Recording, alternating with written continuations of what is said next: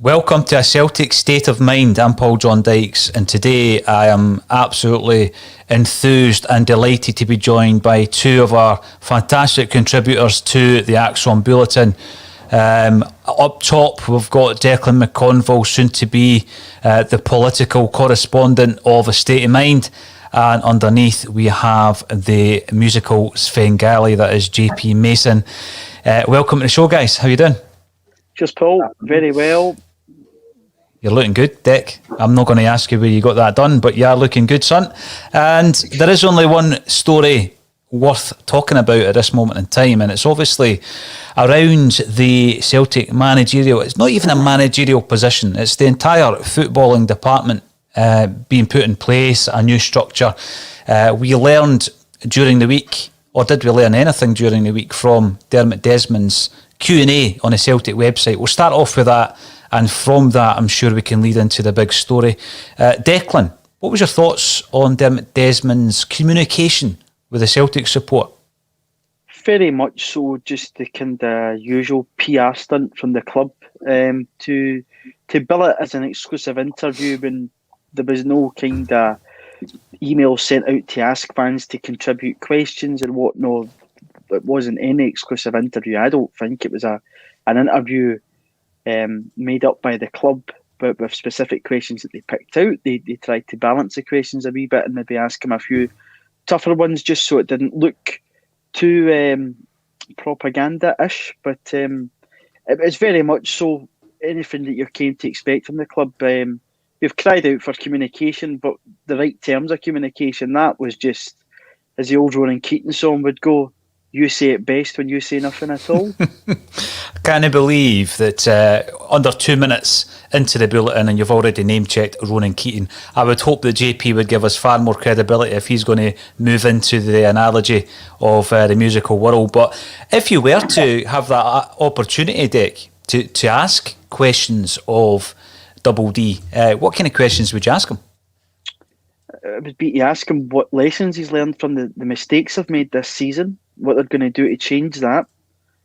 Does he think the club's in the position to be what is one of the elite clubs in European football in the next 5 years? Because we've seen that that's a target. And really, what is the vision for the future here? Because we're all in the dark. We're still left here with no manager. I don't think John Kennedy will be the permanent manager. We're very close to Champions League qualifiers, which are crucial, and we want to wrestle the title back. So I think a vision and what mistakes have been made would be the first thing I'd be asking Dermot Desmond. I called him DD or Double D with my tongue firmly in my cheek because someone was having a go at me last week for calling Neil Lennon Lenny, and apparently you can only call him Lenny if you're his friend. So sorry about that. Dermot Desmond doesn't speak that often, JP. But it has come out. He's broken his silence. There was a few wee bits in there that I guess you could read between the lines, whereby he's talking about the way that Celtic do business. You know, they don't have to put everything out there as other clubs apparently do.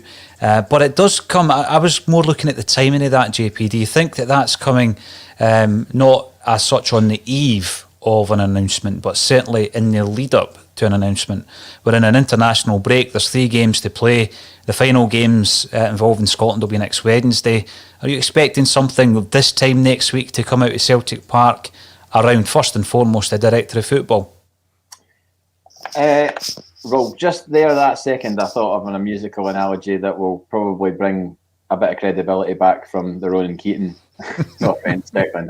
I don't have a problem with Ronan Keating, but yeah, you know that bit in the Beatles song "A Day in the Life," where there's that kind of huge orchestral build-up, where it's like basically somebody's obviously conducting it and making it go completely wild in the studio, and then it just goes right up to a point and then stops, and then there's the woke up, got out of bed, dragged a comb across my head. Yeah. Well, that noise, that concerto sort of building up, that feels like the point that we're at right now in terms of I like all it. the noise and everything just building up to a point where it's just going to go boom, and then there's an announcement. And that's where I feel we're at right now in terms of there's so much talk, there's so much rumour, there's so much chat. Dermot Desmond's interview, whatever you want to call it, has been thrown into the mix as well. interestingly, where he talked about the sort of almost like the due diligence and the sort of how sort of intricate a process it is, but yet we were led to believe that it was such a throwaway appointment of Neil Lennon in the showers. So, like, I don't know. I'd like to think that they are doing a diligent process with regards to the manager, and his interview has just been thrown in to sort of add weight to. Oh well, we are actually doing something. By the way, we're not just sitting here in our hands. So we'll wait with bated breath. But surely that announcement is whatever it is going to be. The announcement surely has to be imminent, because we're a ship without a rudder.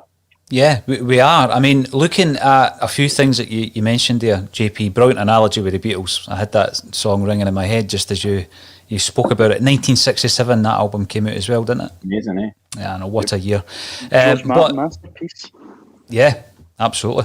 But when I'm looking at the lines of communication and the fact that not that long ago, it was on a Thursday because it was you two that we had this discussion with. We spoke about the Harkin Maresca setup, whereby there's two figures at Manchester City who know how the other works. And JP, I don't think you were convinced at the beginning of the conversation that something like that would work. By the end of it, you could see the logic in setting up the football department in such a way. Since then, I've seen a lot of kind of feedback on social media, particularly where people are saying, you know, we can't appoint, and in actual fact, our very own Anthony Haggerty had this same view. We can't appoint someone who has only had under 23 experience. Absolutely, totally agree with Tony in that respect. But you could see the thinking behind such a move, not particularly with Maresca in place there. So, in relation to the tweet that went out last night, which obviously gathered some momentum. It was on the back of a lot of what was said around the Roy Keane, at the top of this week on a Celtic State of Mind. It must have been Tuesday because I am only on it on a Tuesday and a Thursday these days. And there was reaction on a fans forum. Who knew that you still had fans forums? You know, I thought they were something from a bygone age along with Bebo and MySpace. But yes, fans forums, there was a reaction to basically say that you've never got a single thing right yet. Well, that's not what we try to do on ACSOM, is it? You know, we're not here. We're not called Celtic Rumours. We're not called In the Know. We don't try and do that. What we try and do is discuss all matters relating to Celtic within the last 24 hours, and that's why it's called a bulletin.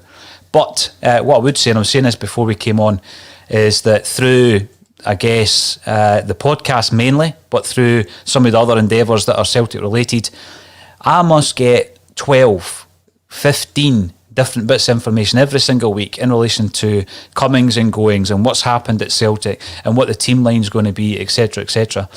And I don't really go with it. Now and again, I will share it with the WhatsApp group, Declan, of which you're part of. JP refuses to be part of the madness, and I don't blame you, JP, at this moment in time. But what I'll often do is drop some of these things into the WhatsApp group just to test the opinion. Many of them come to fruition and were true and correct pieces of information, and others were just nonsense that everybody else gets on WhatsApp groups, etc. But this information I found extremely interesting because of the individual that it comes from, and it's not about trying to shout from the rooftops, we're in the know. What do you get from a tweet? You know, what am I going to gain from putting out a tweet? Absolutely nothing, really. So this information has come through before Nicky Butt made his announcement yesterday, or before Manchester United made the announcement for him, saying that he wants to explore new challenges. So remove the name Maresca. I think this is the way I was trying to explain it, Dec, to the rest of the group. Remove the name Maresca and replace it with Butt. So that setup, that structure that we've already spoken about, what you've got to try and do is establish first and foremost, I guess, JP, what is the director of football's role, and what would Maresca's role have been? What would that head coach, if you like, what's their role? Because Roy Keane's not a head coach; he's a manager, isn't he? So if someone like Nicky Butt was to come in alongside Roy Keane, what would their role be? I mean, I'm going to come to you first of all. Let's differentiate the roles, Declan, because only then can you say Would Harkin fit that role? Would Nicky Butt fit that role? So first of all, director of football, what's his role? To me, it's to direct traffic and bring in players and be that go-between Dominic Mackay, whoever's the first team coach. And it's also to implement a style of football that we want to play. That would be, to me, what a director of football does. He needs to be that stopgap, that it's not the chief executive making all the decisions, that if the head coach wants players, he's a man that can go and get them, and he implements a style of football that if the head coach then departs the club, that head coach can be replaced by somebody and the philosophy still in place. I agree with that. You use the word philosophy. I think that comes into the style of play as well, Declan. Recruitment, JP would be a massive part of that. I would also think that the director of football will be looking at the full football structure from top to bottom, right down to the structural aspect of youth development, but also they're going to have to look at scouting as part of the recruitment as well. Because the recruitment obviously is first team right down to youth players. So in terms of that, I think one of the most important things you said, Dick, is that is in place, and that's, you would hope that managers would be a long-term view, but certainly the director of football is a long-term view whereby if the manager or coach were to leave, you can slot someone else back in, but the whole operation continues as is. Is that how you understand it yourself, JP? I mean, certainly, yeah, from my very limited knowledge of directors of football and the setups in other clubs, yeah, that's what I would think. But just to add to what Declan said about what I would expect his role to be, it would be again to have a map for players, like a plan for players who come in, and and it be an established plan. Whether it's this is where we see you in 2-3 years. How long is your idea of being at the club? How long do you see yourself being here? And just get all those things established as well. Like the same with regards to players going out on loan, so that there's no grey area, because we saw that one of the biggest things I think that impacted this season was the absolute mismanagement of players' futures last summer, where it was like, oh, well, let's just stay for another year, or I don't know how they worked it or how they worded it to the players, or if it was the whole, selling them the 10 in a row thing, which is so short term, it's unbelievable. Because it's just another season. Yes, it was a historic season, but it's another season, and in those players' lives, that maybe didn't mean as much to them as it clearly does to us. So having that sort of thing established and getting all of that completely, ticked off and watertight. Just allowing and so there's working hand in hand with the manager, so that he knows what sort of shelf life he's got for these players.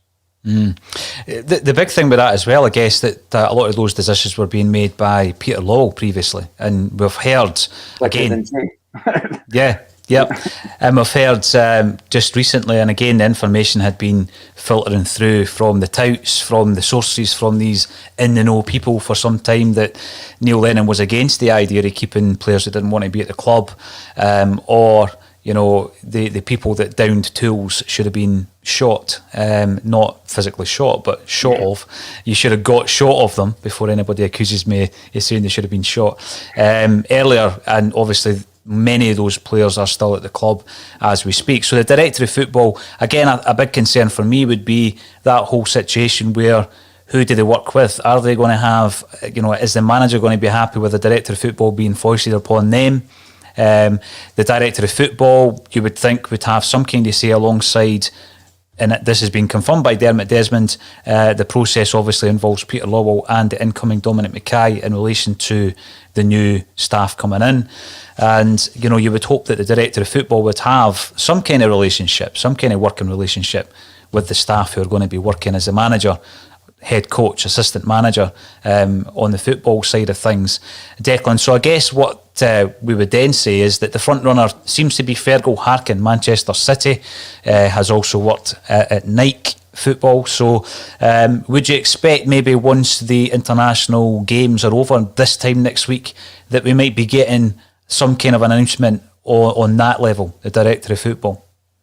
I think so. I think that appointment is key, and it's one that, when you're reading about it in the press, it seems as if it's ever more closer. There's been a lot of links with him in Manchester City.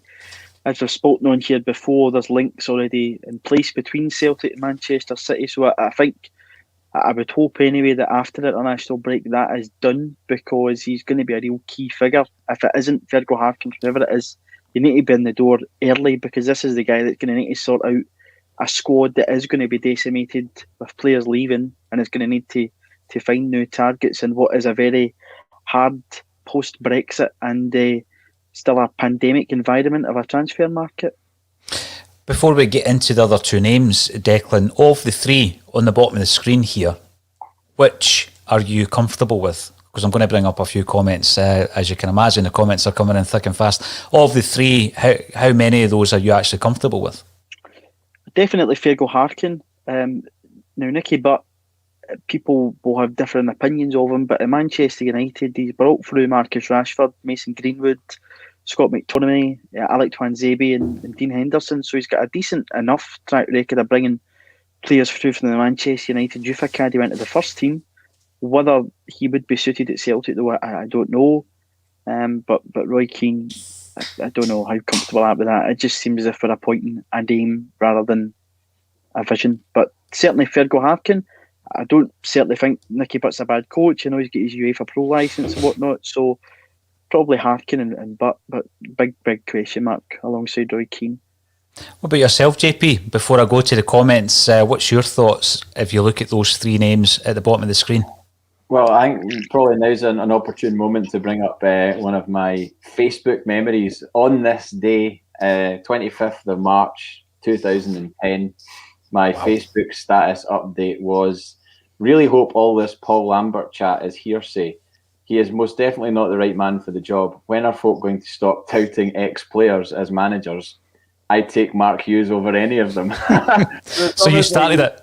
I started it, yeah. You've just picked up the baton and ran with the Mark Hughes baton. But that was obviously just after Tony Mowbray had been relieved of his duties. And, I was saying, why is it that we have to have this sort of Celtic, Irish, former player connection? And why can we not move away from that? It just seems like that's the only thing that we can go with. But I mean, Nicky Butt, I didn't actually know Nicky Butt could be attributed to the successes of those players you just mentioned, Declan. So that obviously is in his favour.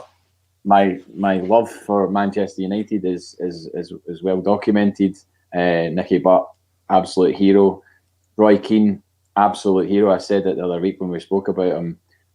However, with regards to this appointment, I'm so wary of it. So wary. And I know Russell's been the sort of positivity troll on Twitter in the last 24 hours, like sending out positive vibes about the appointment. But I really just don't know. I mean, we've spoken about his credentials and what he's done in the last 10 years and what he's not done in the last 10 years. And that terrifies me. Yeah, great pundit, great player, and seemingly actually a nice guy. I think a lot of the punditry persona is put on.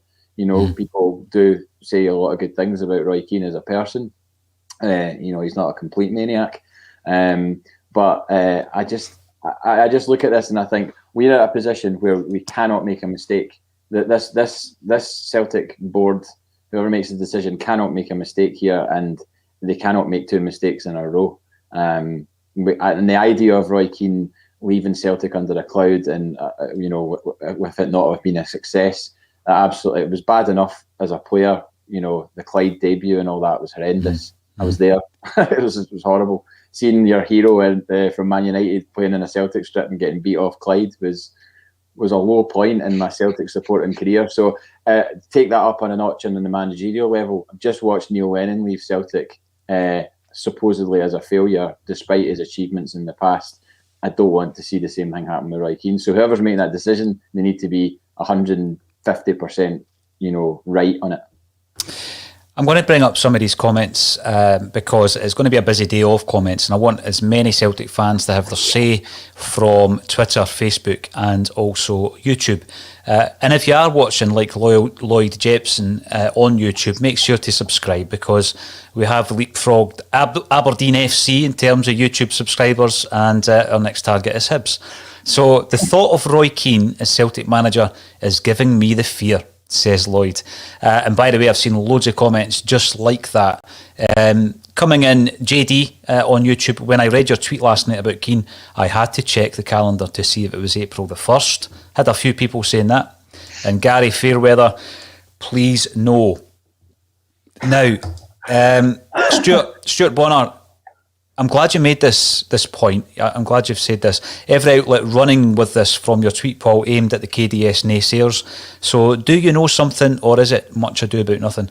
Well, what I would say, Stuart, and to anyone who, basically writes off anything that anybody says on a podcast because nobody knows what's happening other than a select few within the club, is, like I was saying to JP and Declan before, we get fed loads and loads of information. I mean, 12, 15 stories every single week, but we're not in the habit of putting them out there unless you think that there is some kind of weight behind them. So you weigh it up, don't you? You look at the person that's giving you the information.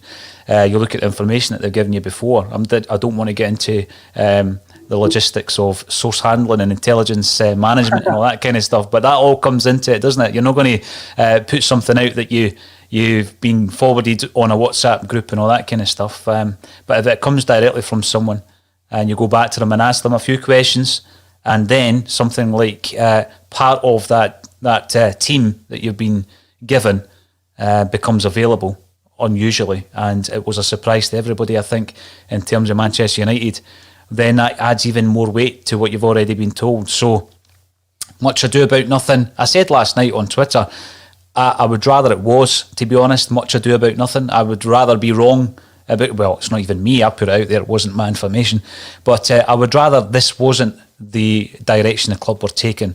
But JP's made a good point. Russell has been Mr. Positivity about this, and I can see why. I can see what he's trying to do, because it does make sense. So we've already spoken about a director of football, what it is he's bringing to the table. What I would then say is the Maresca stroke Butt appointment would be, I reckon, very, very similar in relation to the position that they would hold at Celtic if it was Maresca or Butt. So what would they be bringing to the table? What would their responsibilities be under a regime, Declan, where you've got a figure like Keane, obviously as the manager? I think the worry still, Paul, is in terms of the youth academy, the personnel that isn't bringing as much through as we would like will still be in place with Chris McCartney and other guys down the line, and that's a worry that there's no direct pathway into the first team just now at Celtic, which is another part that I think the club really need to look at and change. If John Kennedy is to stay about the place, I would actually like to see John get that job as head of youth, because I think that would suit him well. But it would be, to get the best out of players that are there that we know have underperformed this season. And again, modern coaching techniques that, for instance, this season, not even modern coaching techniques, the basics of defending a set piece. How many times this season are we going to concede for a set piece? And we hear John Kennedy after the game on Sunday come out and say, it's not something I want to dwell on. Well, why not? We've conceded over, I think, 50% of our goals this season from set pieces. So it'd hard to work in the training ground and try and make that pathway for younger players to get into the first team and develop our own players again, because we're not doing that. And it's something that as a club, Celtic are going to need to do, because we don't have the ability to go out and buy £20 million players. We need to look from within, especially in the current market. Yeah, I think most of those points, Declan, is what I would be looking for, your player development, because obviously we're going to lose quite a number of players over the next few months. Youth progression is massive. It's been overlooked for too long at Celtic. When it comes into the actual coaching side of it, it's no real shock that a lot of the time in a setup like this, the manager doesn't do a lot of the coaching. I mean, Martin O'Neill didn't do much of the coaching. He didn't speak to players all that much in relation to tactics. This is kind of things that had been discussed all week and worked on all week with people like John Robertson, Steve Walford. So, if you've got a figurehead and he's your figurehead, and there's a trusted second in command, even with another coach alongside them, dealing with everything that you've said there, Declan, and working on implementing the philosophy that's coming from above, if you like, but also looking at, the sports science element of it, and there's other staff members who would be assisting with that, data analysis, coaching, tactics. JP, I guess what I'm saying is going down what Russell's been saying over the last 24 hours. If you remove the Roy Keane and the view that we have of him being a divisive character, a dinosaur, out of touch, an unsuccessful manager, all of these things that we've seen cropping up, and a lot of people believe that to be the case, could it still work? I guess is my question to you, JP. Well, I mean, let's just say I was willing to get on board with this plan, like all three of those names. Let's say I was willing to get on board with it, because I mean, ultimately, I would. If in 2 weeks' time, if Roy Keane is paraded as Celtic manager, I will support it, and I will support him, and I will renew my season ticket and all the rest of it. That's going to happen anyway, regardless of the manager. I'm not going to just go, no, I don't want to be involved with this because I don't necessarily 100% agree with it. But the key thing is, for me anyway, is that if all three of those people have a relationship, then fine. But if someone's trying to play Cilla Black at Celtic again and tie people up, here, meet so-and-so, this is your new manager, meet so-and-so, this is your new assistant coach, that can...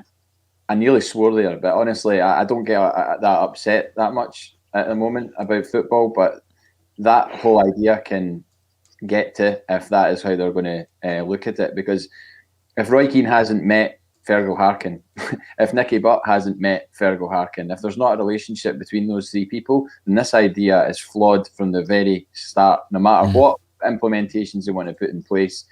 It just doesn't fill me with hope, and that's from that point of view, never mind what they actually do going forward. I just think if there is a relationship there, then great. Then I would obviously be more willing to sort of embrace it in a way, because, like you said, the theory behind it potentially could work. And I spoke to somebody this morning who has a fondness for Roy Keane, based more on his looks and his punditry rather than anything else. But she said that she would be behind this appointment, and said that that's what Celtic needs.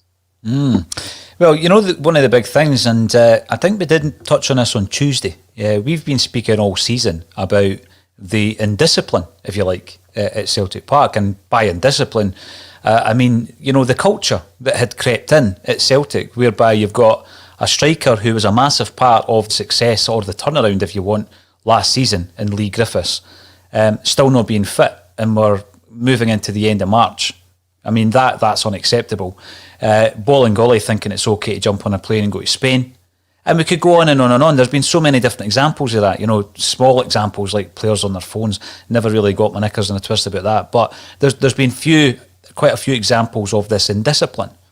And also, I mean, you could probably bring in the standards in terms of the fitness. We've spoken about the fitness, the amount of goals we lose, not only from set pieces, Deck, but later on in games, post 70 minutes, we're always good to lose a goal.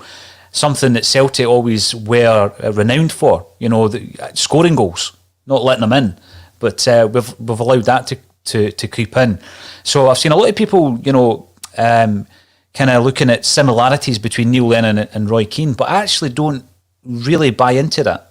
Because I don't think that would be allowed to happen under the stewardship of Roy Keane. And by the way, I'm not sitting here shouting that I think Roy Keane should be the Celtic manager. I'm trying to wait up for if and when that day comes where we're sitting here next Thursday actually talking about an appointment. But it is a point that's been brought up quite a bit. ASM1 on YouTube, Keane's personality probably won't work. He's Lennon times 50. I think my concern in relation to that point would be that whether or not his style of management would appeal to the modern footballer. Now, some would say Roy Keane was a modern footballer, but even in the 10 years that he's been away from managing, and we know that he's been involved in the game as an assistant, but even in those 10 years, has football evolved so much? Has it come forward? Some would say it's not forward at all. So much, Declan, that the modern player wouldn't respond to the approach that Roy Keane has. I think that's people's biggest concern. What's your thoughts on that? I mean, we keep using the example, going back to that jersey that's hanging over JP's shoulder there, the 3-3 game against Kelly. In the changing room there, if Neil Lennon screams and shouts at Tony Stokes will go out and score 2 goals for you in the second half, as he did that day. If Neil Lennon does that to Eddie will down tools and swagger about the pitch for the second half. That's the kind of mentality that I believe would be a barrier if Roy Keane was to come back into a dressing room as the manager. What's your thoughts on that, Declan? I think certainly with the transfer market changing, Celtic will look to buy British and Irish-based players. That might build into this idea with Roy Keane, that he'll go for those type of players and not as stylish an individuals you'd maybe see as shopping in the market for French under-21 players. But I've been watching the Spurs documentary on Amazon Prime. Don't know if any of the two of you have watched it. And when Mourinho comes in at Spurs, he tells Christian Eriksen right away, you're not playing, and keeps him on the bench for the foreseeable. And that was a major first-team player. Christian Eriksen's made most amount of assists for Spurs in the Premier League. That was an issue that Neil Lennon had, where we had a group of players that had set in, a rot set in, and we didn't get rid of them. I don't think that would happen under Roy Keane. I think if pros weren't up for playing for him, he would have put them in the stand and said either, you're going to play for me, or sit there and I won't play you. Whereas I don't think Neil put the foot down hard enough for that.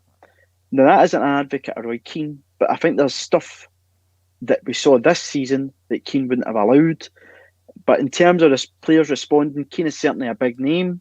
You saw Gerrard attract players because they wanted to play under Gerrard as a name. I'm not trying to be an advocate of Roy Keane, but if we are going to shop for British and Irish-based players, this could be in the thinking of the Celtic board. What about yourself, JP? Russell Boyce can't wait for the announcement. What about yourself? Has football moved on? I mean, it's not as though he's not been involved. I mean, he has coached and he's been the assistant manager to the modern player. I think that it's just so raw in the minds of Celtic fans as to how it went spectacularly wrong this season, and a lot of the reasons behind that obviously were, these players not playing for the gaffer, if you like, and there's a fear, I think, amongst a lot of Celtic fans that the same thing will happen with Roy Keane. Do you believe that to be the case, or do you think that there are disciplines and there is a professionalism around Roy Keane that maybe wasn't present under Neil Lennon?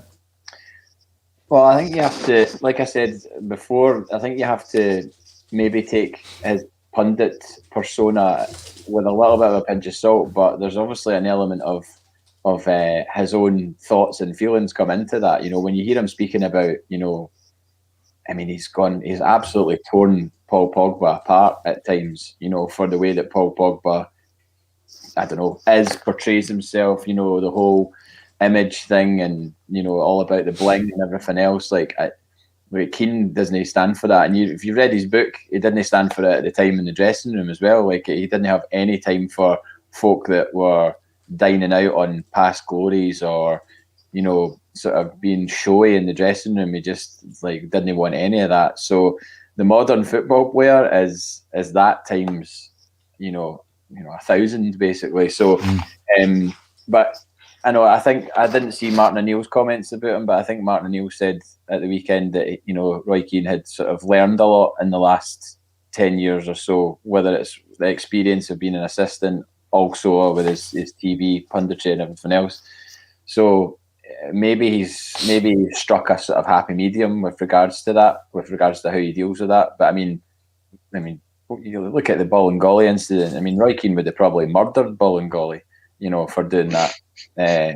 I don't know what Neil Lennon's real reaction was to that happening, but yeah, Keane would have. It would have been nasty. I wouldn't have liked. Well, I would have liked to see it actually, because I was raging with the guy myself, because that was one of the first, it was carpets to be pulled from under us, So, that's my thoughts on Roy Keane. No, you're right. It was one of the first rugs to be pulled from under our feet, and those 2 games they just hung over us all season. And loads of people were saying, but it's all right if we win the 2 games in hand and we win the 3 games against, and then it just unravelled slowly throughout the season, and it was actually painful to watch. Now, you've got to then question, Declan, about the modern footballer. You and I and JP, we're not in a dressing room. We're not on the training pitch. We just observe it like everybody else, and we observe the changes to football. And modern footballers don't give interviews to platforms. The people that we're speaking to in terms of ex-players are from maybe 15 years ago now, longer. So it is a different era. Is it moved too far forward so that a manager can't give somebody a roasting? Because it's a competitive game of football. It's not as though you're sitting in an office and there's a real culture within an office where you wouldn't go up and give someone a roasting because of their performance. But this is sport. This is like, you've got to have a winning mentality. Surely we can't get to the point where you're scared in case you, upset someone from time to time. Surely there's a place in football for that. I think there still is a place in football for that, and I think some of the bigger names in the Premier League probably still give players a roasting. As much as Pep Guardiola, I think, is probably the best coach in world football, he probably still shouts at people at times. Same goes for Mourinho or Ancelotti or whoever. There's a competitiveness. You expect players to respond at times to that. And again, there was a comment there from somebody. If it is Roy Keane to come in here, I'm not saying that's who I want to come in. It will be between him and Fergal Harkin that are picking the players to come to Celtic. And we know we're going to have a major overhaul. So they'll be coming in and knowing what to expect. So it's not as if he's just coming in to manage the 11 that are there, because majority of the 11 that are there are going to be out the door. So with that, there's bits of this jigsaw puzzle that just keeps sticking together and make me more worried that we're going to be turning up to Celtic Park next season with half and half Celtic Man United scarves singing the Soldiers song. Half and half scarves. Stop right there. Jungle Line. One of them actually, by the way, Declan, from Ryan Giggs' testimonial. Oh, I remember that, yeah. Jungle Line, regular contributor on ACSOM. Welcome back to the show. You're commenting on Periscope. If the director of football picks a player and Keane says no, who wins that battle? I guess that comes back to the point you made earlier, JP, with regards to there has to be that team with regards to the whole operation. It can't be that you just throw a group of people like Cilla Black, like you say. I mean, that reference probably went over Declan's nearly shorn head. You remember that? I got Blind date, yep. Back in less complicated times back then, JP, yeah, blind date. Wow. So you're right. There has to be a cohesion. There has to be a dynamic team. If you're going to be building a structure and a philosophy, and obviously you're bringing in players that will then be implemented into a team that's been picked by Roy Keane, I wouldn't, in fact, I know who would win the battle, but at the end of the day, when it comes down to it, the director of football will have superiority over the manager. But we don't want to get into a situation again, do we, where we've spent £10 million on a centre-half and a left-back, and we're going to our European qualification games and they're sitting on the bench. You don't want to be in a situation where a £5 million Greek goalkeeper comes in and plays a handful of games. Now, some of that was due to the fact that he hasn't settled at Celtic or in Scotland, and he hasn't set the heller alight, but he wasn't Lenny's pick. And we know that now. So we don't want to be in that situation whereby someone else is picking the players and you've then got a bloated squad of players that you don't believe in. Surely you would think when we talk about the actual recruitment of the manager, that is something that we're already in discussions with between Dominic Mackay, Peter Lawwell, and you would guess the director of football is already part of that. Yeah, and also you don't want a situation where you've got your most successful manager successful domestic manager since Jock Stein telling you, I've got about 1 million wingers. I don't want this one. But it was essentially what he was saying about Shved. And then there was Arzani as well. And it was just like, no one in the Celtic support wants to see that kind of sort of meddling and muddle of recruitment, because it just has a knock-on effect further down the line. For every player that we don't sign that the manager wants, that's creating a problem further down the road, where we end up with playing Beaton at centre-half or having to bring Welsh in after a loan spell at Greenock Morton, do you know what I mean, to play in big games. Like, all of that all knocks further down the road. It's all very well when you've got your first 11 fit, but as soon as one of them gets injured and you've not got an adequate replacement to go in because you've been spending money willy-nilly on loads of wingers or, strikers that, come with all this gusto and, hullabaloo, like Bio's done nothing for Celtic. And then there was a big announcement at Celtic Park and we were all in pitch black and the lights were on him and it was like we were signing, Ronaldo or something like that. And it's like, well, the guy's away. He's on loan elsewhere and he's barely done anything for us, So interesting enough, the guys on the Scream of Celtic on a Tuesday night were talking about some of the strikers we'd brought in over the years, JP, and it's fresh in the memory because they also spoke about that 3-3 game against Kilmarnock where we wore that kit over your shoulder, which wasn't one of my favourites, I've got to say. It takes me back to my ZX Spectrum loading days. I've got that up because a guy Brian McDonald asked on Twitter last night what our thoughts were on that strip, and then I put a picture up with me wearing it, and he was like, "Oh, if you hang that up on ACSOM tomorrow, I'll donate money to charity of your choice." So there it is. Aye, so and it's an easy way to make money for charity if that's all I need to do is hang a strip. Aye. Absolutely. But the thing as well, talking about strips, and it's a relevant point, you'll know how immersed in Celtic match-worn jerseys I've been now for over 5 years in relation to doing all the research and all the study around the history of the Celtic jersey, which will be coming out in the form of a book eventually, because obviously the publishers have been very patient in that process. But when you're looking at Celtic jerseys, that's the kind of thing that we would normally talk about on this podcast. There's been a leaked Celtic third kit. At this moment in time, I couldn't care less about things like that. I'm just so focused on the big decisions that have been made at Celtic that something that I'm passionate about just gets put to the side. I'll come back to that later on and have a look at it. But some brilliant comments coming in. Barry McCluskey, welcome to the show, Barry. You're responding to Paul Bosas, who's obviously commented earlier on Facebook. I thought about that last night. Harkin and Maresca are a team. You'd assume that Keane and Butt would work together. They've obviously played together. Could the two teams merge? That's interesting because even if we're looking at Harkin, Keane and Butt, I mean, it's not just a three-man team. There's going to be other areas. And you've got to ask yourself, is Maresca part of this plan? Another comment that I seen yesterday was that, what might take the sting out of the Keane appointment would be if he comes along with Damien Duff. And then I started asking myself, is Damien Duff this mythical coach? I mean, where did that come? All of a sudden he's this brilliant coach that when he left everything fell to bits. Did that really happen? I'll come to you, Declan. I mean, does it take the sting out of it? And why? Damien Duff. A lot of people seem to like Damien, well-quoted coach. And I think, the timing of his departure and how bad we then faltered, I think a lot of people have just connected those two things together. And he's then went on. I think where is he just now? Is he at an Irish team at this point in time? No, Damien Duff.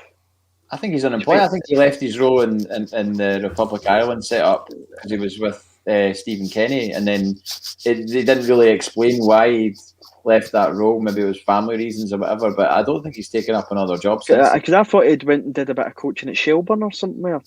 But whatever he's been into, he's not really went on to do anything. As JP says there, the Ireland set up, he's left that too. So I don't know whether it would take the sting out of it. Possibly, as I said earlier, if Harkin's in the door, I'm quite happy. But it's all about succession planning, and that's really what we need.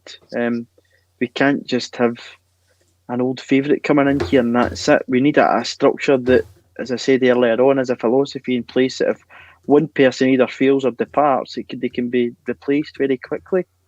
That's what you want. You want the whole mechanics of this to continue regardless if one element is removed from it. But I don't know if you remember, JP, but part of the reason certainly that Damien Duff left the Irish setup was due to the motivational video that was shown to the Ireland players, and that was ahead of the England game. It was a friendly against England at Wembley, and part of that was around the 1916 Easter Rising, and this was used as a motivational video for the Ireland players before the England game. And seriously, whoever was responsible for doing that was seriously criticised by the Irish FA, and Damien Duff stood up to that because he felt there was absolutely no issue in showing Irish players Irish history. And that was certainly one of the reasons why he left. Another reason might have been that Ireland are absolutely dog meat at the moment. I mean, you watch them. Stephen Kenny, the big thing about that for me was Kenny obviously was the manager at Dunfermline. And around about, and I remember it, you would see him around Dunfermline. And I remember the aftermath of that when Dunfermline went into administration a few years after Kenny had left, obviously. And I spoke to a lot of the players who played under Kenny, and he, talking about divisive characters, and this was for different reasons, he was very divisive. The players did not rate him at all as a coach and as a manager. He's gone away, obviously, back to Ireland and rebuilt his reputation. I then spoke to Paddy McCourt. I'm going to be accused of being a name dropper here, but Paddy McCourt spoke so highly of Stephen Kenny during their time at Derry City. So you got the two ends of that. Next thing you know, he is. It was the under-21 boss first, wasn't it, Deck? And then he's obviously been promoted to the. But to be honest, I did think back to the Dunfermline days. I thought back to that period where he got the club relegated, and I thought, I wasn't sure if that was going to work. It's obviously not working. I mean, that's another defeat last night. And during that, obviously beforehand, I learned that Duffy had been dropped from the Republic of Ireland squad. So, things aren't getting any better for poor Duffy. But let's keep talking about the other Republic of Ireland legend, because let's be honest, that's exactly what Roy Keane is. And I had this discussion yesterday where I said, is he the most famous Irish footballer of all time? Potentially. You think about some of them: Paul McGrath, Liam Brady, Robbie Keane, Shay Given, Pat Bonner. But is Roy Keane the Republic of Ireland icon? And then I start thinking, well, we've been criticising those in power at Celtic for some time about them being out of touch with the Celtic fan base. Do they believe, Declan, I'll ask you first, do they believe that this is the high-profile season ticket shifting manager that Celtic may require? I think to the extent Dermot Desmond may think that, Paul. You put a text in earlier on and it made a bit of logical sense in terms of, the reach that Roy Keane's got, especially, as you mentioned, to Irish American Celtic supporters in terms of a brand type manager here. We've also got the billing that he would get. Once again, we were using a hashtag one club since 1888, but again, inevitably, if he came up here, it would be billed as Keane versus Gerrard, like the old days, Manchester United and Liverpool. So I think Dermot Desmond probably does, from a branding perspective, believe that Roy Keane is the man. Yeah. What's your thoughts on that? I mean, I understand from a business perspective, a marketing perspective, JP, that all these things need to be considered. Celtic certainly were not considering that when we appointed Ronnie Dyler, because there was no real. I mean, I remember a few Norwegians used to come to the games. That was about it. That's the only difference I've seen. But in terms of global reach, that certainly was not there. You look at some of the appointments that Dermot Desmond has had the final say in, has made even, you could say, and it's Martin O'Neill, Neil Lennon, Brendan Rodgers, Roy Keane. So there is a trend developing there, and I think it's for that very reason, Declan, where you want to appeal to the massive Irish diaspora all over the world, but particularly in the American market, JP. Is that the thought process? Let's get a director of football and a head coach who are so good at their job that the manager's actually just the figurehead in this whole operation, if that's indeed possible.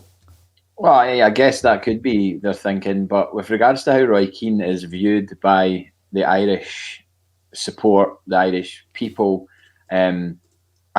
I don't know what the sort of groundswell is, but if I take one person who I know, and it is one person, but he is a very, very Irish guy, one of the best guys I've ever met supporting Celtic. His name's Paddy Kelleher. If you're watching, Paddy, hello. And Paddy was on our supporters bus, the Heriot Watt bus, and he's just a great, vivacious character, passionate Irishman. He used to always sing a rendition of the Old Triangle on the bus, which was like the whole bus would shut up and Paddy would stand up and sing the Old Triangle. What was your song, JP, on the supporters bus?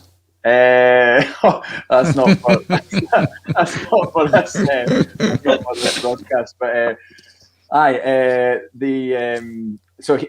saw him comment on Facebook on something to do with Keane a while ago. I don't know if it was a Keane skit from one of his halftime analysis things, but Paddy was. You could tell with the venom in his voice. He is still not happy about Roy Keane walking out on his country. Regardless of his reasons for doing it, and I know that a lot of people will say, well, he was disappointed with the standards or whatever, but ultimately he was still there to do a job, and they didn't do it. So I know that's just one person, like I say, and that's Paddy, but that might be reflective, from a lot of people. So you just don't know. And just to add something else in, and I would never want to gauge, the potential success of a Celtic manager over how many people turned up to see the unveiling of that manager, because ultimately I'm not really bothered about that. But it would be interesting if, pandemic was not here and Roy Keane was announced. It would be interesting to see what sort of level of support would turn up to show their support. Do you know what I mean? It would be very interesting. I mean, where you're talking there about where obviously he had a massive falling out with Mick McCarthy, and it was all about standards, and it was the very thing that we have seen slipping at Celtic. And let's not forget, as David Kelly points out, that Lennon took the squad to Dubai for a piss-up. Attitude reflects leadership.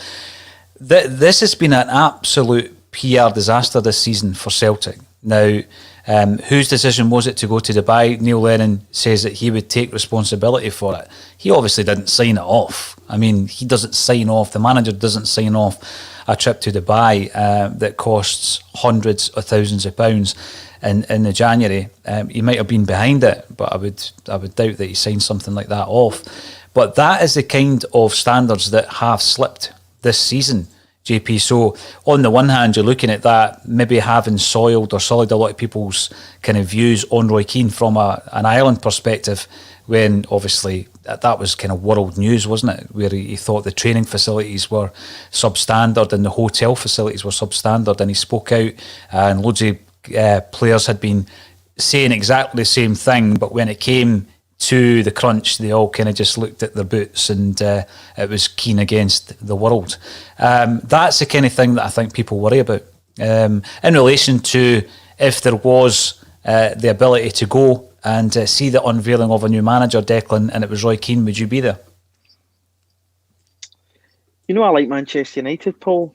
I don't know. Depends what I was doing that day. Maybe. It was in the East End of Glasgow, maybe. Maybe. It takes us back again. I mean, loads of these comments coming through. Roy Keane is the bookies' odds-on favourite. I've seen that. I mean, the odds plummeted yesterday, didn't they? And that is always interesting, but all that basically means is that there's a lot of bets going on to that particular. And I keep going back, talking about information and people claiming to be in the know. I got information about Brendan Rodgers. I think I told you this, JP, and I was at a gig that night to watch Steve Mason at the Liquid Rooms. You were probably at it, JP, because nothing much gets past you in the Scottish gig circuit. He's just cancelled these King Biscuit time gigs, which I'm gutted about, because they were going to be at Tuts, or the Glasgow one was going to be at Tuts, but he's decided to focus on new material that he's written since that gig, those tours were announced. So yeah, that's not happening. So no. Anyway. I don't know the date. I might have had this discussion with you. I don't know the date, but we bumped in a couple of pals. It was me and my big brother. It was at the gig, and they were asking who is going to be Celtic's manager, and I think, why are you asking me? How am I meant to know? But I have had this tip off, and the tip off obviously was Brendan Rodgers.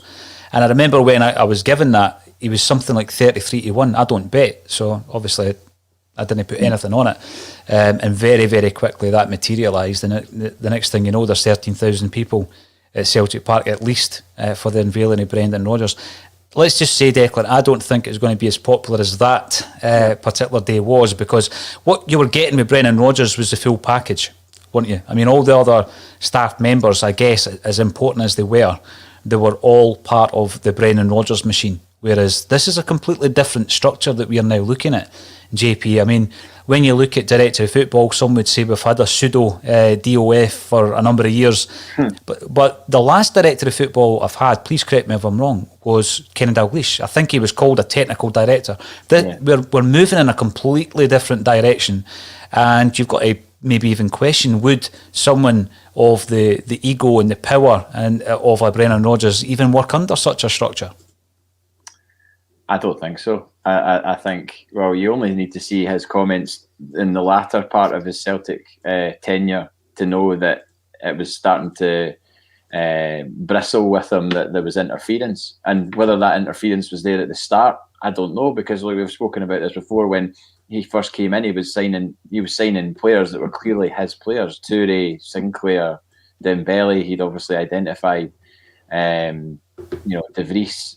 They were all his players, but then that just seemed to sort of dilute over time to the point where he didn't even have a clue about the people that were coming in, and I just find that absolutely astonishing that you would allow that disconnect to happen. Whether it was because the powers that be thought that he didn't have his heart in it, or he wasn't there for the long term, they should have still been signing players that he wanted in the club rather than just random folk that they've been told are half decent by a scout that they spoke to, for half an hour on the phone, because that's just what it seems like it was going on. So I don't think Brendan Rodgers would have accepted being introduced Cilla Black style into this setup.